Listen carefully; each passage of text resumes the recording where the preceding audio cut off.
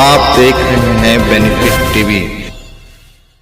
नमस्कार, मैं रविंद्र कुमार और आप देखना शुरू कर चुके हैं बेनिफिट टीवी न्यूज। हम जनता की आवाज़ लगातार उठाते रहते हैं, जनता की समस्या लगातार दिखाते रहते हैं। जैसा कि आप जानते हैं, पूरे भारत भर में जिस तरह नौजवानों को आउटसोर्सिंग और संविदा पर बहाल किया जाता है और उनको कम वेतन दिया जाता है और बहुत ज़्यादा उनसे काम लिया जाता है, तमाम तरह की बातें आते रहती है। आइए हमारे साथ नेताजी हैं, इनसे जानेंगे कि आउटसोर्सिंग और संविदा पर जो बहाल होती है उनकी स्थिति परिस्थिति क्या है। तो सर, बहुत बहुत धन्यवाद आपका। क्या लगता है?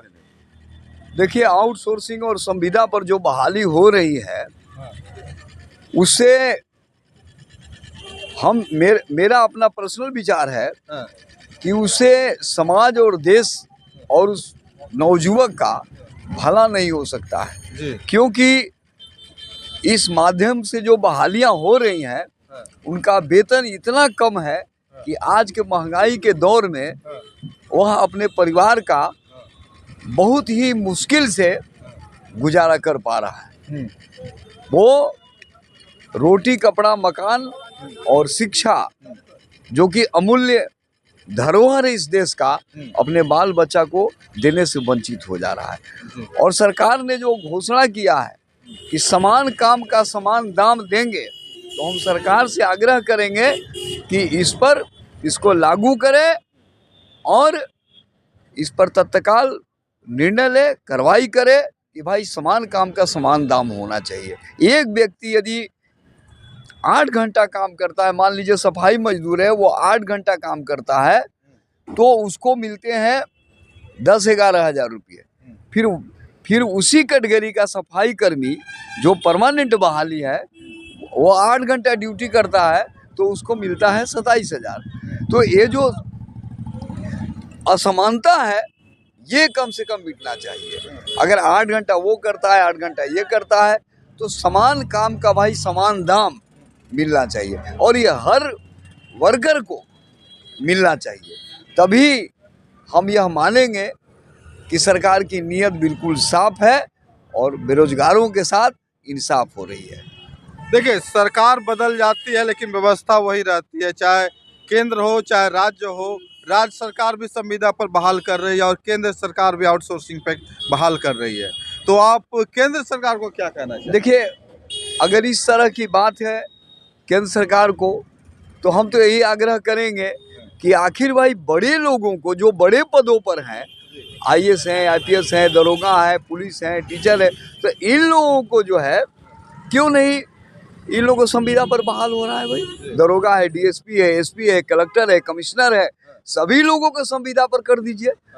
अब वो लोग उठाते हैं 1.5 लाख 2 लाख ऐश मौज की जिंदगी जीते हैं और ये बेचारा मेहनत कर करके जो संविदा पर लोग बहाल हो रहा है, इन लोगों को 10,000 15,000, ये कहाँ का इंसाफ है? सभी लोगों को अगर सचमुच में करना है व्यवस्था और लोकतंत्र को जिंदा रखना है और इंसाफ करना है, तो फिर SP कलेक्टर कमिश्नर सभी को संविदा पर बहाल कर दीजिए, तब मानेंगे। इन लोगों को क्यों नहीं संविदा पर बहाल कर रहे हैं? कुछ और लोग से हम सवाल पूछते, भैया बता सकिएगा कि एक ही काम और एक ही तरह का जो काम लोग कर रहा हो लेकिन तनख्वाह अलग अलग है। हमें तो सबसे पहले कहना है कि भारतीय प्रधानमंत्री जी से मुझे कहना है कि आज जो दलित दबे कुचले वंचित वर्ग के जो लोग हैं, उनको जिस तरह से सरकारी से लेकर के प्राइवेट तक जिस तरह से शोषण हो रहा है, शायद कभी हमने ऐसा नहीं देखा है। आज देख लीजिए, हमने आंखों देखी, उस कर्मचारी से हमने पूछा है कि जो बिहार में कुछ ऐसा फैक्ट्री में जो काम कर रहे हैं लोग, उनको बोनस आया, वो ठेकेदार के थ्रू काम कर रहे हैं, उनका बोनस जो आया, पूरा साल भर का जो बोनस आता है, वो बोनस ठेकेदार का किया कि तुम बोनस रिसीव कर लो खाते पर, अब तुम हमको दे दो। वो क्या किया कि वो अपना खाता पर रिसीव, उनको खाता पे सरकार बोनस फैक्ट्री वाले दे दिए और वो बोनस निकाल करके पुनः वो ठेकेदार को दे दिया। इस तरह तो हो रहा है। मैं इसीलिए मैं कहना चाहता हूँ कि आज दलित वंचित वर्गों से जिस तरह से हो रहा है, इस तरह का नहीं होना चाहिए। पूरे भारत को मैं कहना चाहता हूँ कि पूरे भारत में ठेकेदारी प्रथा हटाइए। कोई भी प्राइवेट निजी सेक्टर में जो काम हो रहा है, प्राइवेट सेक्टर से नहीं होना चाहिए, ये डायरेक्ट कंपनी थ्रू रहे वर्कर। बिहार सरकार भी देखिए कि संविदा पर, जैसे आंगनबाड़ी हुआ, शिक्षा मित्र हुआ या फिर और भी कई तरह का है, ग्राम कचहरी के सदस्य, ममता, आशा कार्यकर्ता, लोग को मानदेय मिलता है, 200-400 काम पे मिलता है, किसी को 1200, किसी को 6000, रसोईया को इस तरह का भी है। क्या ये सही है? नहीं, ये भी माने जो भी सरकार ये कर रहा है, बिहार सरकार या केंद्र सरकार का, दोनों का जो सहयोग से जो चल रहा है, जो भी एनजीओ चल रहा है भारत में, ये सारे लोग दलित और पब्लिक के साथ क्रश कर रहे हैं।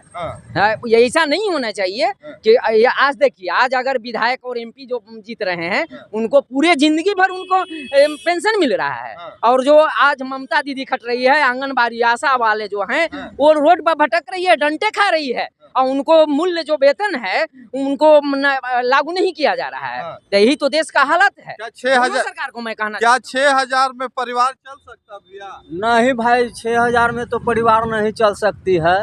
और एक बात और है कि जितने 3 क्लास के जो आदमी हैं, उनको कोई यहाँ पूछ नहीं है बिहार में। जो बड़े बड़े आदमी हैं वो अपना खा रहे हैं, अचा रहे हैं। गरीब आदमी अरवा चावल खा करके जीना है 20 बरस, तो जी रहा है 10 बरस। हाँ, डीलर भीड़ जाते हैं हम लोग, तो कहता है क्या 3 किलो देंगे, 4 किलो आदेश नहीं है, जो 5 किलो मिलने का आदेश रहा है सरकार के तरफ से, जो हम लोग के 3 किलो मिलता है। अरवा चावल मिलता है जो खाने लायक नहीं रहता है। तो क्या करेगा गरीब? पत्थर खा करके रहेगा, जिएगा? देश में तो होना चाहिए। क्या होना चाहिए बताइए? देखिए सर, पूरे मैं भारत देश का माननीय प्रधानमंत्री जी से कहना चाहता हूं कि जिस तरह से दबे कुचले अनुसूचित जाति या एससी को क्रश हो रहा है, शायद ऐसा नहीं हुआ है। 10 वर्षों के शासन में हमने देखा कि आज तक गरीबों पर कुछ बात नहीं हुआ है। गरीबों को उत्थान के लिए गरीबों का कोई योजना नहीं चला है। देख लीजिए नेताजी क्या मांग करते हैं सरकार से? हम तो सरकार से यही आग्रह करेंगे कि जो भी जितनी भी बहालियां होती हैं वो ठेकेदारी प्रथा के तहत नहीं हो। ठेकेदारी प्रथा पूरी तरह से समाप्त होना चाहिए और संविदा भी समाप्त होनी चाहिए। समान काम का समान दाम एकदम बिल्कुल लागू होना चाहिए जी।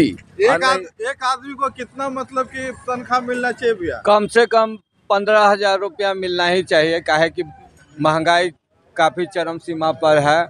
और न्यूनतम मजदूरी के जहाँ तक बात है, न्यूनतम मजदूरी जो सरकार तय करती है कम से कम 3,000-2,500 रुपया, उसी हिसाब से भी अगर देखा जाए तो कम से कम 15 से 20 हज़ार तनख्वाह होनी चाहिए जी। क्या बिहार के नौजवानों के साथ या भारत के नौजवानों के साथ छल नहीं हो रहा है? छल तो हो ही रहा है। मान लीजिए आउटसोर्सिंग पर लोग बहाल कर रहा है, बिना कहे बहाल कर लेता है, बिना कहे निकाल देता है लोग। उनको समय से पैसा नहीं मिलता है, समय से उनका घर नहीं चल पा रहा है, बच्चे भूखे रह जाते हैं, पढ़ाई लिखाई शिक्षा व्यवस्था सब चौपट हो जा रहा है। तो समय से तो पैसा मिलना ही चाहिए। चलिए, बहुत बहुत धन्यवाद। ये थे जनता का ओपिनियन, क्या कुछ जनता ने कहा आप देख सकते हैं। जैसा कि आप इन्होंने कहा कि उनको अच्छी तनख्वाह मिलनी चाहिए ताकि वो अपना परिवार का गुजर बसर कर सके। ये जनता की बात थी। आगे आपको वीडियो कैसा लगा ज़रूर शेयर करें। अगर अभी तक हमारे चैनल को सब्सक्राइब नहीं किए हैं तो ज़रूर सब्सक्राइब कर लें और ज़्यादा से ज़्यादा इसको देश में फैलाएं ताकि केंद्र सरकार और राज्य सरकार परमानेंट नौकरी दे, अन्यथा संविदा और आउटसोर्सिंग पे नहीं रखें, ऐसा जनता का कहना है। जय हिंद, जय भारत। आप देख रहे हैं बेनिफिट टीवी।